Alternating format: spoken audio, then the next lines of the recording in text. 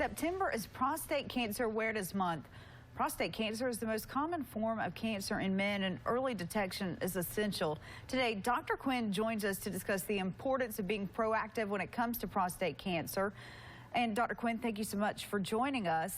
Tell us, what are the warning signs and symptoms of prostate cancer? Jade, I want to tell you about a patient that I had that had all the warning signs, the symptoms, but he did not want to follow up with the urologist that we had recommended. This patient had signs and symptoms to include problems urinating. He had blood in his urine. He also had problems with his relations with his wife. But on top of that, he also had an elevated PSA. That's a test for prostate cancer, prostate-specific antigen. It's a blood test. So we referred him to a urologist, but he did not want to go. We followed up and we really encouraged him and explained to him that prostate cancer, like most cancers, if you diagnose it early and treatment is initiated, his life could be saved. Luckily, he did follow up. He did have cancer.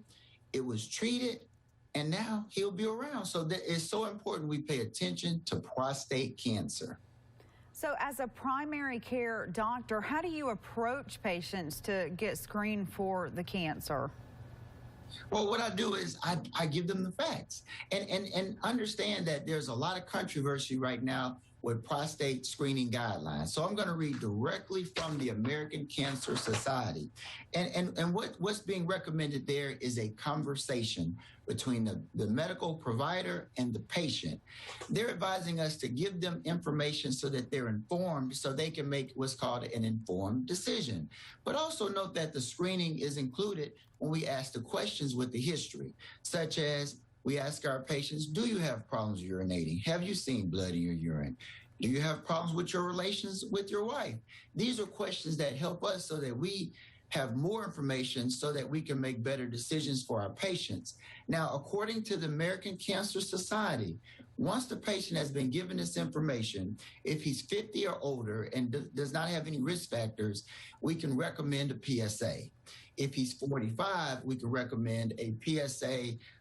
If he's African-American with risk factors, and if he has multiple family members, if he's 40 years old, we can recommend the PSA. But we want the patient to make an informed decision knowing their risk and their benefits.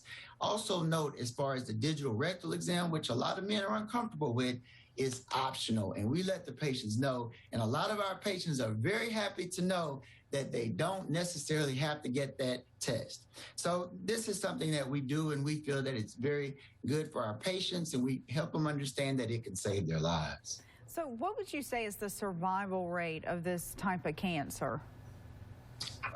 Well, right now, prostate cancer is the second deadliest cancer, secondary to lung cancer. So it's something that should be taken seriously. Most prostate cancer cases are very slow growing, meaning that they progress very slowly, but we still need to follow with that urologist and maintain that screening because it can take your life.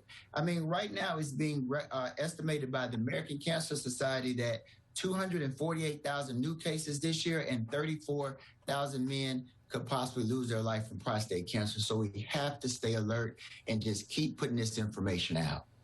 Yeah, exactly, Dr. Quinn. Well, thank you so much for sharing this important information. So just real quick, what is the age people should get screened for this? Well, according to the American Cancer Society, if you have no risk factors, 50 years old is when you will make that decision after a discussion with your medical provider. Unless you have risk factors, it can be a little bit younger. Okay, all right, good to know. Thank you so much, and we'll be right back.